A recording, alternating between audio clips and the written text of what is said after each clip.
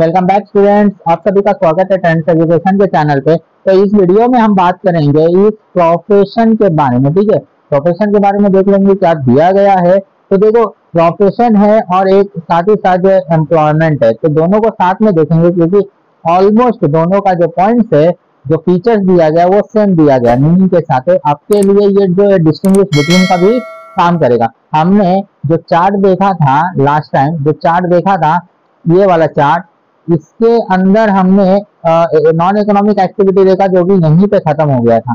फिर economic activity देखा, जो बिजनेस हमने देख लिया, बिजनेस के अंदर फीचर्स क्या क्या दिए गए थे वो भी देख लिया। अब दो टॉपिक बचता है, एक प्रोफेशन और एक एम्प्लॉयमेंट। तो इसको हम डिस्टिंग्विश बिटवीन के तरह देखेंगे जो कि यहाँ पे दिया गया है और यहाँ पे। ठीक है, तो वन बाय वन देख लेते। पहला जो है मीनिंग से स्टार्ट करते हैं हम कि मीनिंग क्या दिया गया है।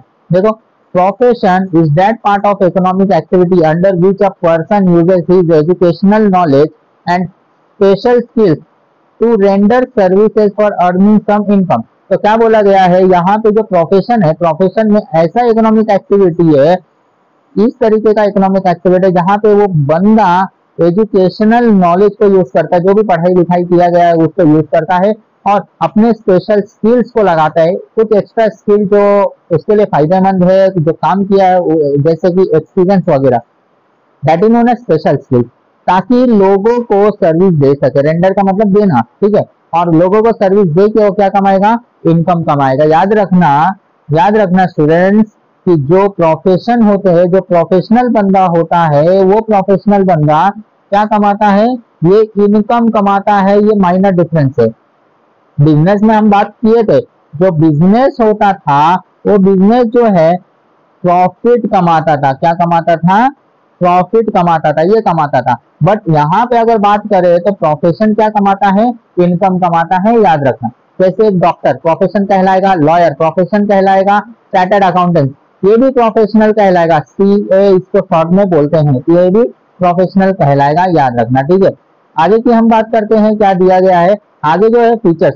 अच्छा, फीचर्स से जाने से पहले हम जो है प्रोफेशन का तो मीनिंग देख लिए, उसके बाद एम्प्लॉयमेंट का भी मीनिंग हम देख लेते हैं क्या दिया गया है। तो एम्प्लॉयमेंट का मीनिंग क्या दिया गया है, देखो, it is an economic activity in which people work for other. क्या बोला गया है, ये भी इकोनॉमिक एक्टिविटी है, none other than economic activity नहीं है, क्योंकि ये भी पैसे के लिए काम करता है। लेकिन फर्क इतना है, प्रोफेशन जो था वो अपने नॉलेज को यूज करता था और यहाँ पे जो एम्प्लॉय है वो भी नॉलेज को यूज कर रहा है, लेकिन वो स्पेशली किसके लिए काम करता है, अदर्स के लिए काम करता है। ये वाला पॉइंट आप याद रखना। आगे क्या बोलता है, there is an employer employee relationship. क्या है, एम्प्लॉयर और एम्प्लॉय का रिलेशनशिप है। याद रखना, तो देखो एम्प्लॉयर क्या होता है, employer is the person who offer the job and the person who accept the job is called employ.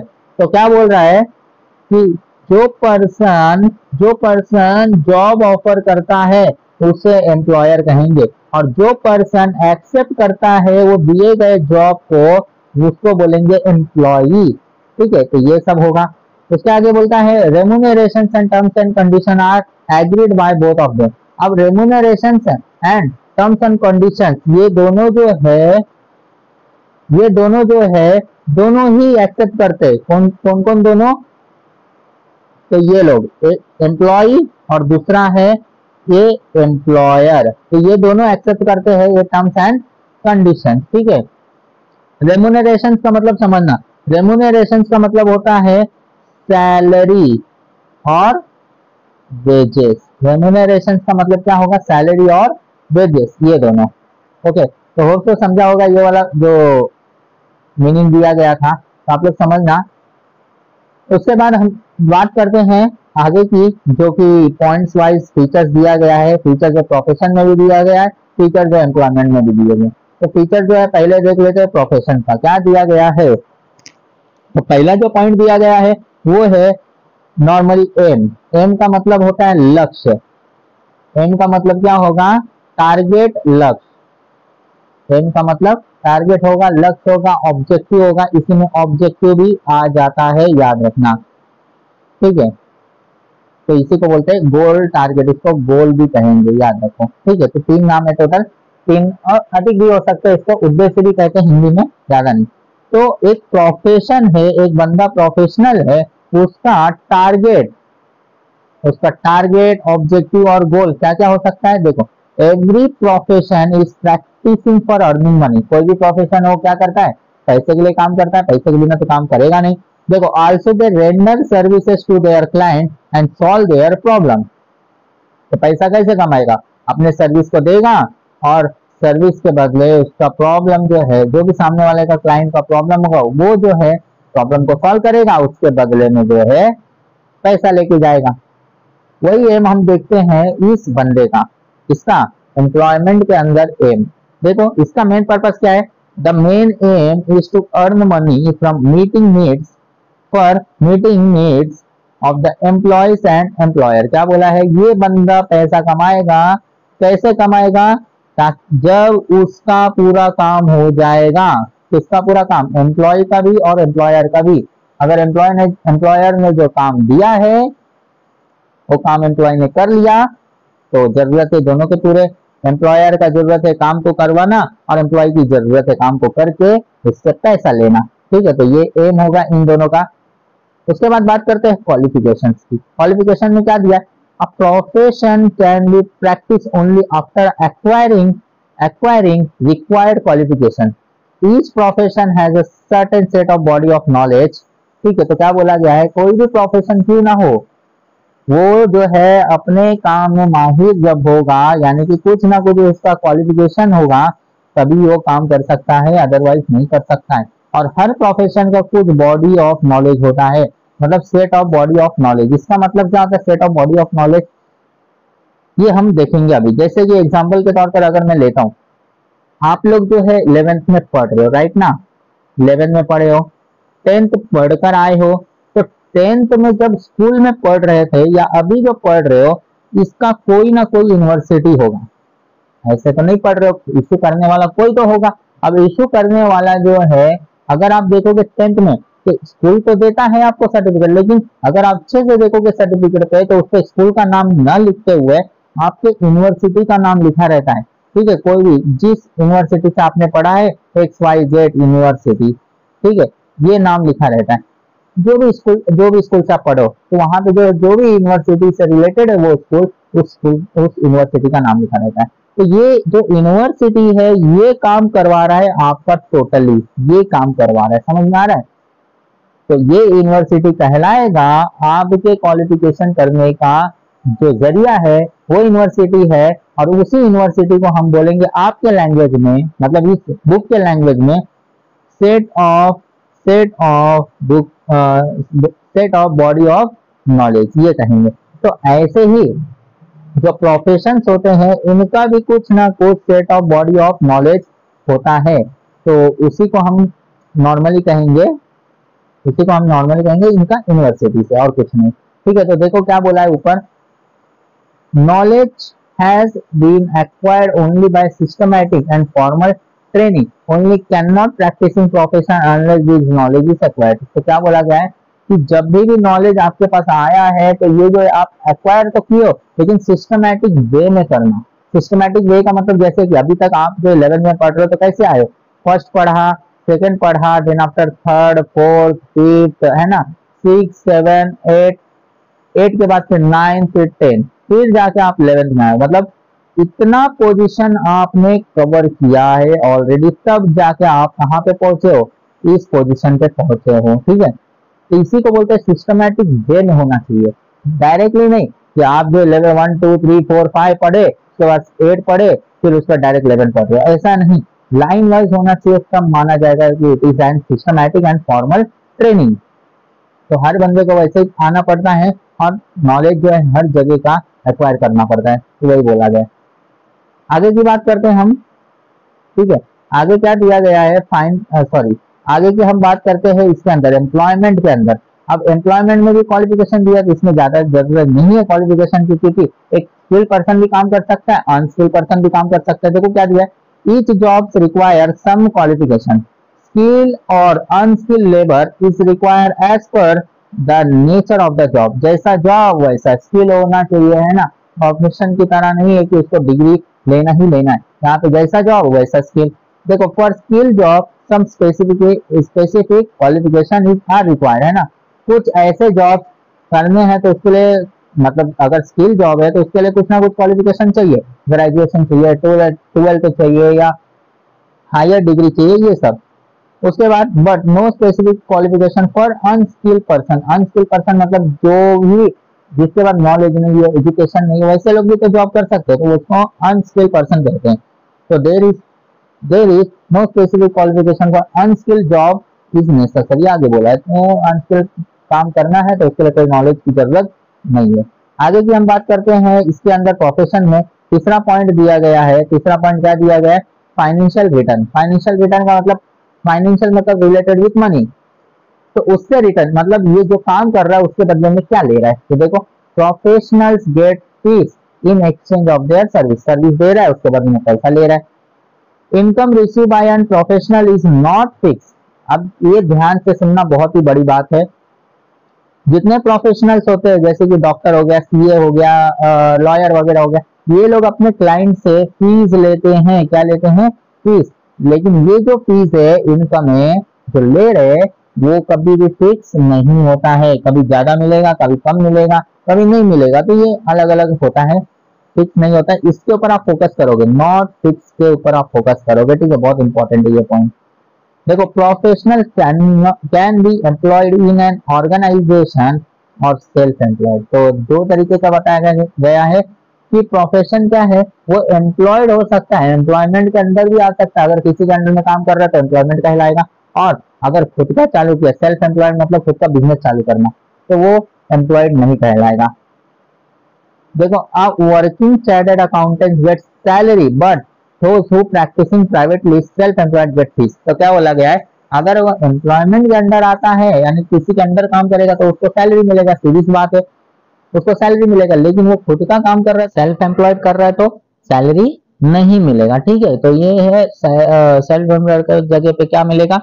Fees वगैरह मिलेगा, सैलरी नहीं मिलेगा, ठीक है। तो आगे की हम बात करते हैं। दूसरा क्या दिया गया है? Monetary return. तो मॉनेटरी का मतलब भी वही होता है, फाइनेंशियल, ठीक है। मॉनेटरी का भी मतलब फाइनेंशियल होता है, याद रखना, ठीक है। तो देखो, मॉनेटरी रिटर्न मतलब ये भी फाइनेंशियल रिटर्न ही है। तो क्या दिया गया है कि वेजेस और salary is given as financial return to employees after completion of work. तो जैसे कंप्लीट हो जाएगा काम वैसे ही एम्प्लॉय को क्या मिल जाएगा? कुछ फाइनेंशियल रिटर्न मिल जाता है। और फाइनेंशियल रिटर्न में दो चीजें आएगी, क्या क्या? Wages and salary. देखो, जैसे वेजेस होता है वो जो है डेली बेसिस पे दिया जाता है या वीकली बेसिस पे दिया जाता है, आगे बताया है। Wages are decided in advance before appointment, यानी कि अपॉइंट मतलब जब जॉब पे रखेंगे उससे पहले ही वेजेस को डिसाइड कर लिया जाता है, कितना देना है कितना नहीं देना है, ठीक है।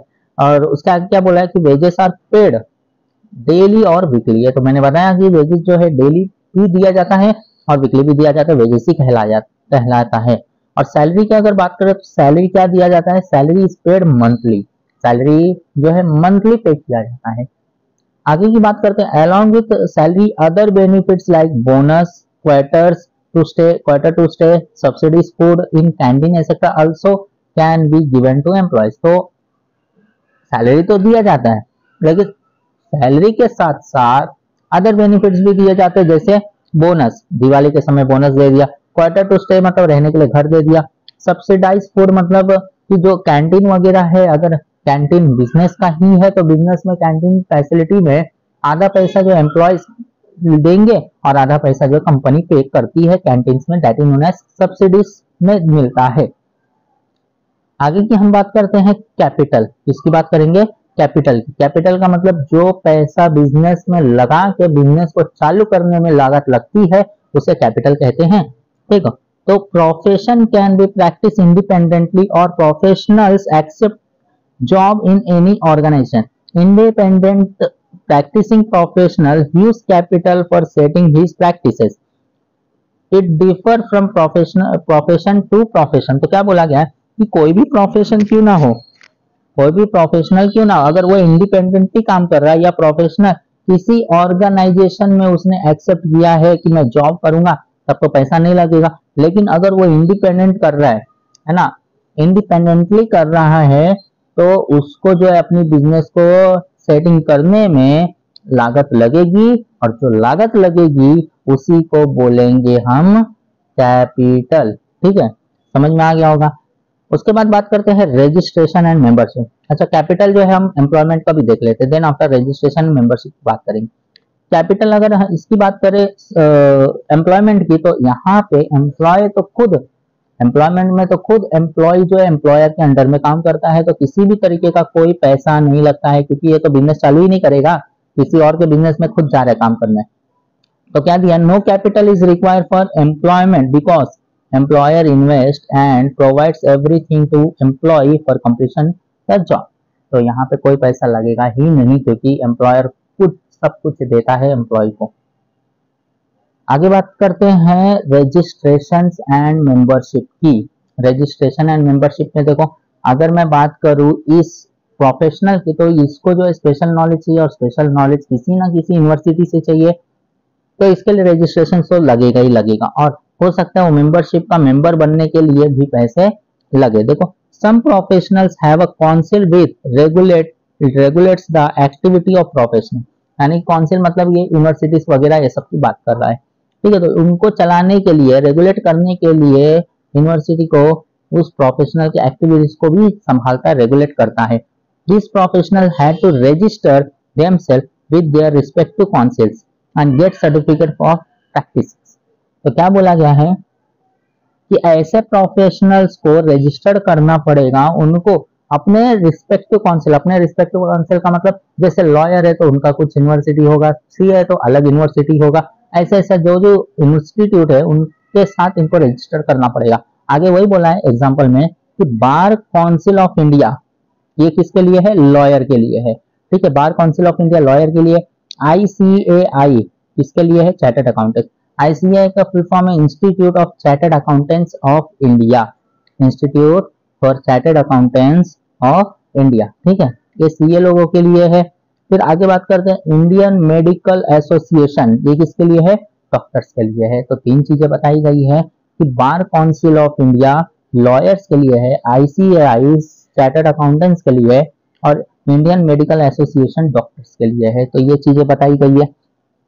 आगे देखते हैं, the code of conduct mention in by their respective council must be strictly followed by every professional. तो देखो, कोड ऑफ कंडक्ट का मतलब है रूल्स एंड रेगुलेशन।